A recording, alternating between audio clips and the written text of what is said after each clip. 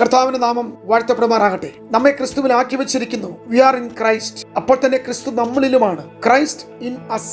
ഈ രണ്ട് കാര്യങ്ങളെക്കുറിച്ചും ഇന്നലെ നമ്മുടെ പഠനത്തിൽ വളരെ വ്യക്തമായി പല കാര്യങ്ങളും ചിന്തിക്കുവാനിടയായി തീർന്നു. നിങ്ങളോ അവനാൽ ക്രിസ്തുവേശുവിൽ ഇരിക്കുന്നു. അതാണ് നാം ക്രിസ്തുവിൽ എന്ന ആശയത്തെ സാധൂകരിക്കുന്നത്. അടുത്തത്, അവൻ നമുക്ക് ആയിത്തീർന്നു. എന്തെല്ലാമായി തീർന്നു? വീണ്ടെടുപ്പും ശുദ്ധീകരണവും നീതിയും ആയിത്തീർന്നു. അതാണ് ക്രിസ്തു നമ്മിൽ. രണ്ട് പ്രധാനപ്പെട്ട കാര്യങ്ങളാണ് നാം പങ്കുവച്ചത്. നാം ക്രിസ്തുവിലുമാണ്, ക്രിസ്തു നമ്മിലുമാണ്. ഇവിടെ നാം ക്രിസ്തുവിൽ എന്നത് നീതീകരണത്തോട് ബന്ധപ്പെട്ടും ക്രിസ്തു നമ്മിൽ എന്നത് വിശുദ്ധീകരണത്തോട് ബന്ധപ്പെട്ടും ചിന്തിക്കുന്നത് നമുക്ക് വളരെയേറെ ഉൾക്കാഴ്ച നൽകുവാൻ ഇടയാകുന്ന സംഗതികളാണ്. നാം പഠിച്ചു വെച്ചിരിക്കുന്നത് നീതീകരണം പാപത്തിന്റെ ശിക്ഷയിൽ നിന്നുള്ള രക്ഷയും, വിശുദ്ധീകരണം പാപത്തിന്റെ ശക്തിയിൽ നിന്നുള്ള രക്ഷയും, ഇനി ഭാവി കാലത്ത് നടക്കുന്ന തേജസ്കരണം, മഹത്വീകരണം അല്ലെങ്കിൽ ശരീരത്തിന്റെ വീണ്ടെടുപ്പ്, പുത്രത്വത്തിലേക്കുള്ള നമ്മുടെ സ്വീകാര്യത, വെളിപ്പെടാനുള്ള തേജസ്സുമായി ബന്ധപ്പെട്ട് അത് പാപത്തിന്റെ സാന്നിധ്യത്തിൽ നിന്നും എന്നേക്കുമായുള്ള നമ്മുടെ രക്ഷയെ ഗ്ലോറിഫിക്കേഷൻ എന്ന പദം കൊണ്ട് നാം അർത്ഥമാക്കാറുണ്ട്. ഇവിടെ നാം ഇന്നലെ ചിന്തിച്ചത് നാം ക്രിസ്തുവിൽ എന്ന കാര്യമാണ്.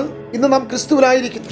അവിടെ ക്രിസ്തു ക്രൂശിക്കപ്പെട്ടപ്പോൾ ഞാനും കർത്താവിനോട് കൂടെ ക്രൂശിക്കപ്പെട്ടെന്നും, ക്രിസ്തു ഉയർത്തെഴുന്നേറ്റപ്പോൾ ഞാനും അവനോട് കൂടെ ഉയർത്തെഴുന്നേറ്റുവെന്നും, ക്രിസ്തു സ്വർഗത്തിൽ ഇരുത്തപ്പെട്ടപ്പോൾ ഞാനും അവനോടുകൂടെ അവിടെ സ്വർഗസ്ഥലങ്ങളിൽ ഇരുത്തപ്പെട്ടെന്നും, ഇനി ക്രിസ്തു വെളിപ്പെടുമ്പോൾ നാമും അവനോടുകൂടെ വെളിപ്പെടും. ഇത്ര അത്ഭുതകരമായ ഒരു കാര്യമാണ് നാം ചിന്തിച്ചത്. ഇവിടെ നാം ക്രിസ്തുവിൽ എന്ന ഈ സത്യം നമ്മുടെ ഭൂതകാലം സംബന്ധിച്ച എല്ലാ കാര്യങ്ങളെയും കൈകാര്യം ചെയ്തിരിക്കുകയാണ്. നാം ക്രിസ്തുവിലാകുമ്പോൾ ഭൂതകാലത്തിൽ നാം ചെയ്ത തെറ്റുകൾ എല്ലാം ദൈവം ക്ഷമിക്കുക മാത്രമല്ല ചെയ്യുന്നത്, ഇതുവരെയും ഒരു തെറ്റും ചെയ്യാത്ത നീതിമാൻ എന്ന് നമ്മെ മുദ്രകുത്തുകയും ചെയ്യുന്നു. ഇതിനെയാണ് നീതീകരണം എന്ന് വിളിക്കുന്നത്. നാം ഇന്ന് രാവിലെ ചിന്തിക്കുമ്പോൾ പാപത്തിന്റെ ശിക്ഷയിൽ നിന്നുള്ള വിടുതലും, പാപത്തിന്റെ ശക്തിയിൽ നിന്നുള്ള വിടുതലും, പാപത്തിന്റെ സാന്നിധ്യത്തിലുള്ള വിടുതലും, ഇതിനെ മൂന്നും രക്ഷയുടെ ത്രികാലവുമായി ബന്ധപ്പെട്ട് നാം പഠിക്കുമ്പോൾ വിശ്വാസമുള്ള നീതീകരണം നമുക്ക് കൃപയാൽ ലഭിച്ചു.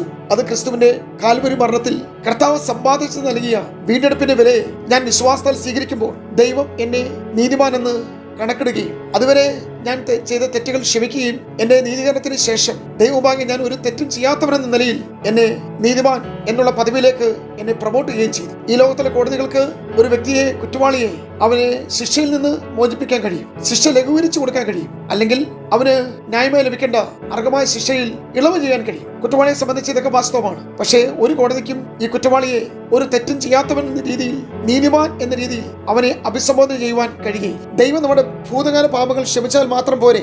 എന്തിനാണ് നീതീകരിക്കുന്നത്? അതിന് കാരണം നാം ക്രിസ്തുവിലാണെന്നുള്ളതാണ്. ദൈവ മുമ്പാകെ ക്രിസ്തുവിന്റെ സ്ഥാനം എന്താണ്? അതൊരിക്കലും ഒരു പാവവും ചെയ്തിട്ടില്ലാത്ത നീതിമാൻ എന്നാണ് ക്രിസ്തുവിന്റെ സ്ഥാനം. നാം ക്രിസ്തുവിലാകിയാൽ ക്രിസ്തുവിനുള്ളതെല്ലാം നമുക്കും ബാധകമാണ്. അതുകൊണ്ട് തന്നെ ദൈവത്തിൽ നമ്മുടെ ഭൂതകാല പാപങ്ങൾ ക്ഷമിച്ചാൽ മാത്രം പോരാ, സ്വർഗീയ കോടതിന് മുമ്പാകെ ഭൂതകാലത്തിൽ ഒരിക്കൽ പോലും പാപം ചെയ്തിട്ടില്ലാത്ത നീതിമാൻ എന്ന് നമ്മെ പ്രഖ്യാപിക്കുക കൂടി വേണം. ഇവിടെ ക്രിസ്തുവിന്റെ നീതി നമ്മുടെ നീതിയായി കണക്കെടുക്കുക. ഇന്നലെ പറഞ്ഞ ഉദാഹരണം ഒരിക്കൽ കൂടെ ആവർത്തിക്കുകയാണ്. പുസ്തകത്തിന് സംഭവിച്ചതെല്ലാം അതിനുള്ളിലെ ആ രൂപയ്ക്കും ആ കറൻസിക്കും ബാധകമായി. അതുകൊണ്ട് പ്രിയമുള്ളവരെ, നീതീകരണം എന്ന് പറയുന്ന ഈ പ്രക്രിയ മഹത്തായ കാര്യമാണ്. ചുരുക്കത്തിൽ നാം ക്രിസ്തുവിൽ എന്ന ദൈവിക സത്യം നീതീകരണത്തിലൂടെ നമ്മുടെ ഭൂതകാലം സംബന്ധിച്ച തെറ്റുകളെല്ലാം നിവൃത്തി വന്നിരിക്കുന്നു. ഇത് ദൈവം തന്നെ ചെയ്യുന്ന ഒരു കാര്യമാണ്, നമുക്ക് ചെയ്തെടുക്കുവാൻ കഴിയുന്നതുമല്ല. ഞാൻ എന്നെ തന്നെ ക്രിസ്തുവിനോട് കൂടെ ക്രൂശിക്കണം എന്നല്ല, മറിച്ച് ഞാൻ ക്രിസ്തുവിനോടുകൂടെ ക്രൂശിക്കപ്പെട്ടിരിക്കുന്നു എന്നാണല്ലോ ഗലാത്യലേഖനം 2:20 വാക്യം. നമ്മുടെ പഴയ മനുഷ്യൻ അവനോടുകൂടെ ക്രൂശിക്കപ്പെട്ടു എന്ന് നാം അറിയുന്നു. എന്ന വചനവും റോമാലേഖനം 6:6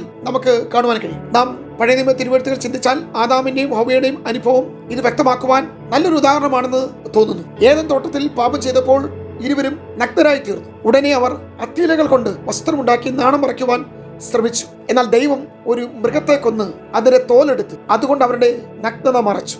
ആദിമ മാതാപിതാക്കളുടെ പാപത്തിന്റെ ഫലമായി കൊല്ലപ്പെട്ട മൃഗം ക്രിസ്തുവിന്റെ പ്രതീകമാണ്. അത്തിയിലകൾ മനുഷ്യന്റെ പ്രവൃത്തിയുടെ പ്രതീകവുമാണ്. യെശയ്യാപ്രവചനം 64:6 പറയുന്നു, നമ്മുടെ ഏറ്റവും നല്ല സൽപ്രവൃത്തികൾ പോലും ദൈവത്തിന് മുമ്പാകെ കറപുരണ്ട തുണി പോലെയാണല്ലോ. അതുകൊണ്ട് നമ്മുടെ പ്രവൃത്തികൾ കൊണ്ട് നാം ഒരിക്കലും ദൈവ മുമ്പാകെ നീതീകരിക്കപ്പെടുകയില്ല, മറിച്ച് ക്രിസ്തുവിന്റെ നീതി എന്ന തോൽവസ്ത്രം അതുകൊണ്ട് മാത്രമേ നമ്മുടെ നഗ്നത മറയ്ക്കുവാൻ കഴിയുകയുള്ളൂ. ഇങ്ങനെ ക്രിസ്തുയേശുവിൽ സൗജന്യമായി നാം നീതീകരിക്കപ്പെടുന്നു. നാം ഇതുവരെ ചിന്തിച്ചത് നാം ക്രിസ്തുവിൽ എന്ന മാർമികമായ സത്യമാണ്. രണ്ടാമതായി, ക്രിസ്തു നമ്മിൽ എന്ന വസ്തുത വിശുദ്ധീകരണത്തോളം ബന്ധത്തിൽ നമുക്ക് ചിന്തിക്കുവാനും കഴിയും. വീണ്ടും ഗലാത്യലേഖനം 2:20 നോക്കുക.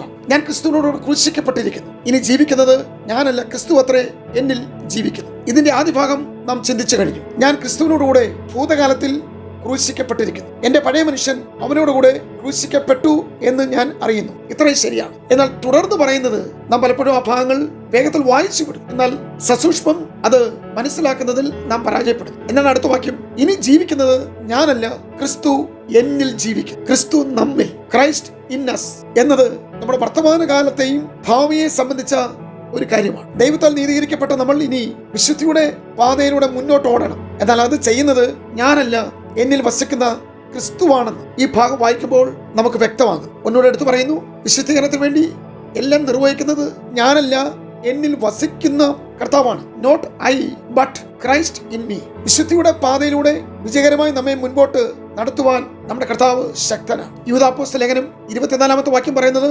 വീഴാതവണ്ണം നിങ്ങളെ സൂക്ഷിച്ച് തന്റെ മഹിമാ സന്നിധിയിൽ കളങ്കമില്ലാത്തവരായി ആനന്ദത്തോടെ നിർത്തുവാൻ ശക്തിയുള്ള നമ്മുടെ ദൈവം. ഇനി ജീവിക്കുന്നത് ഞാനല്ല എന്ന് പറയുമ്പോൾ ഊന്നൽ നമ്മിലല്ല എന്നാണ് അതിന്റെ അർത്ഥം. മറിച്ച് ക്രിസ്തു എന്നിലൂടെ ജീവിക്കും എന്ന് പറയുമ്പോൾ എനിക്ക് പകരം എനിക്ക് വേണ്ടി ക്രിസ്തു ജീവിക്കുകയാണ്. അവിടുന്ന് ശക്തനാണ്. നമ്മൾ ഇതിന്റെ പ്രായോഗിക വശം നോക്കുമ്പോൾ ഇതെങ്ങനെയാണ് നടക്കുന്നത്? ഞാനല്ല, ക്രിസ്തു എന്നിൽ ജീവിക്കുന്നു എന്ന് പറയുമ്പോൾ അതൊരു പുതുജീവനാണ്, പുതിയ ജീവിതമാണ്. ജീവൻ ഒരു നിയമത്തിന്റെ ലോ അടിസ്ഥാനത്തിൽ സ്വാഭാവികമായിട്ടാണ് പ്രവർത്തിക്കുന്നത്. നല്ലൊരു ഉദാഹരണമാണ് ഗുരുത്വാകർഷണ നിയമം. അത് ഭൂമിയിൽ എല്ലായിടത്തും ഒരുപോലെ പ്രവർത്തിക്കുന്നു. നാം ഭൂമിയിൽ എവിടെ നിന്നൊരു കല്ല് മുകളിലേക്ക് എറിഞ്ഞാലും അത് മുകളിലേക്ക് പോകുകയില്ല, സ്വാഭാവികമായി താഴേക്ക് പോരും. ഇതൊരു നിയമമാണ്. ആത്മീയ മണ്ഡലത്തിലും ഇങ്ങനെ രണ്ട് നിയമങ്ങൾ, പ്രമാണങ്ങൾ പ്രവർത്തിക്കുന്നതായി പൗലോസ് പറയുന്നു. പാപത്തിന്മേൽ വിജയകരമായ ഒരു വിശുദ്ധ ജീവിതം ജീവിക്കുവാൻ ആഗ്രഹിക്കുന്ന ഒരു ദൈവത്തിനെ വീഴ്ത്തിക്കളയുവാൻ സദാ ജാഗരൂകരായിരിക്കുന്ന ശക്തി ഒരു പ്രമാണം, ഒരു നിയമം പോലെയാണ് പ്രവർത്തിക്കുന്നത് എന്ന് സ്വന്തം ജീവിതത്തോട് ബന്ധപ്പെടുത്തി പൗലോസ് ചൂണ്ടിക്കാണിക്കുന്നു. റോമാലേഖനം 7:21, 23, 25 ഇതിനെതിരെ വീഴാതെ വിശ്വാസിയെ സൂക്ഷിക്കുന്ന ദൈവിക ജീവനും ഒരു പ്രമാണം പോലെയാണ് പ്രവർത്തിക്കുന്നത് എന്ന് പൗലോസ് വിശദമാക്കും. ഇതാണ് ജീവന്റെ ആത്മാവിന്റെ പ്രമാണം. ഈ ജീവന്റെ ആത്മാവിന്റെ പ്രമാണം തനിക്ക് പാപത്തിന്റെയും മരണത്തിന്റെയും പ്രമാണത്തിൽ നിന്ന് ക്രിസ്തുയേശുവിൽ സ്വാതന്ത്ര്യം വരുത്തിയിരിക്കുന്നതെന്നാണ് ഒടുവിൽ പൗലോസ് ഉദ്ഘോഷിക്കുന്നത്. നമുക്കിതിന്റെ ചിന്ത തുടർമാനമായി വളരെ വിശദമായി ചിന്തിക്കേണ്ടത് ആവശ്യമാണ്. റോമാലേഖനം 7-ാം അധ്യായം ഒരു നിലവിളിയോടെ, കണ്ണുനീരോടെ ആരെങ്കിലും വിടുവിപ്പാൻ നോക്കി നിൽക്കുന്ന, ഒരു സഹായനെ അന്വേഷിക്കുന്ന, ഒരു രക്ഷകനെ ആവശ്യമായിരിക്കുന്ന ഒരു വ്യക്തിത്വത്തെയാണ് പൗലോസ് റോമാലേഖനം 7-ാം അധ്യായത്തിൽ ബന്ധനത്തിൽ കിടക്കുന്ന, തടവറയിൽ കിടന്ന് വിലപിക്കുന്ന ഒരു വ്യക്തി. സ്വാതന്ത്ര്യമില്ല, വിടുതലില്ല, പാപത്തിന്റെ പ്രമാണത്തിൽ നിന്ന് ജയം പ്രാപിക്കാൻ കഴിയുന്നില്ല. പക്ഷെ റോമാലേഖനം 8-ാം അധ്യായം അവസാനിക്കുന്നത് നിലവിളിയല്ല, കണ്ണുനീരല്ല, പരാജയമല്ല, ഭീതിയില്ല, വെല്ലുവിളിയാണ്. വിജയത്തിന്റെ വെല്ലുവിളി. ലോകത്തിൽ ഒരു ശക്തിക്കും ക്രിസ്തുയേശുവിന്റെ സ്നേഹത്തിൽ നിന്ന് എന്നെ വേർപിരിക്കുവാൻ കഴിയുകയില്ല എന്ന് ഞാൻ ഉറച്ചിരിക്കുന്നു. ആ ഉറപ്പാണ് ഒരു ഭക്തന്റെ പ്രത്യാശ, അവന്റെ വിജയഗീതം. പ്രിയമുള്ളവരെ, നമുക്ക് ഈ ഭാഗം തുടർമാനമായി ചിന്തിക്കാം. നിങ്ങളുടെ എല്ലാവരുടെയും പ്രാർത്ഥന ആവശ്യമാണ്. ദയവായി ഈ എപ്പിസോഡുകൾ മറ്റു ഗ്രൂപ്പുകളിലേക്ക് ഷെയർ ചെയ്താട്ടെ. അനേക പ്രിയമുള്ളവർ ഈ സത്യം തിരിച്ചറിയട്ടെ, ഗ്രഹിക്കട്ടെ. ദൈവം നമ്മെ സഹായിക്കട്ടെ. God bless you.